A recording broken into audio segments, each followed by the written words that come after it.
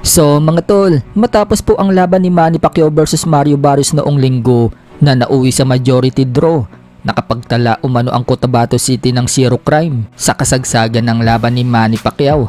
Ayon sa police office, wala daw anumang insidente ng kriminalidad habang ginaganap ang laban ng pambansang kamao. Lahat na sa kani-kanilang tahanan habang pinapanood ang laban. Nagkaroon nga din daw ng pre-live viewing sa Cotabato City Plaza. So pati siguro mga kriminal mga tol, day off muna. At mukhang pinanood din ang laban ni Manny Pacquiao. Ganyan pa nga rin po kasikat si Manny Pacquiao.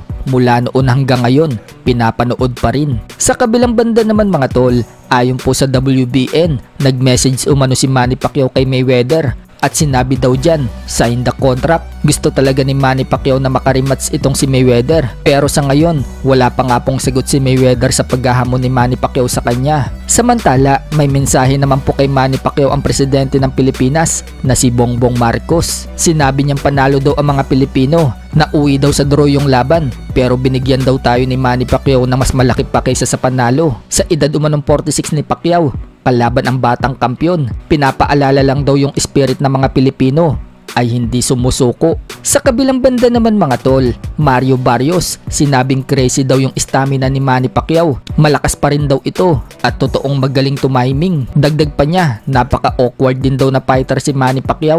Nasusubukan kang i-figure out. So hindi nga po gumana yung mga pahayag ni Barrios bago ang laban na sinasabi niyang palalabasin umano niya ang edad ni Manny Pacquiao. At kapag nasaktan daw niya si Pacquiao, susubukan daw niya itong tapusin. Pero ang nangyari mga tol, hindi ma-pressure ni Barrios si Manny Pacquiao. Takot na takot itong sumugod. Baka bigla siyang bumagsak sa 46 years old. Nakakahiya nga naman kung pababagsakin lang siya ni Manny Pacquiao na may edad na. Pero pagdating sa ibang laban ni Barrios, talagang nakikipagbasagan ito kay Pacquiao. Hindi niya nagawa. Kapag si Pacquiao talaga ang kaharap mo, nag-iiba na ang estilo ng kalaban. Sa ibang banda naman mga tol, nasa Japan na po ngayon si former world champion Marlon Tapales upang tulungan si Naoya Inoue sa paghahanda nito sa labang kay Murodjon Akhmadaliev na magaganap na sa September 14 sa Japan.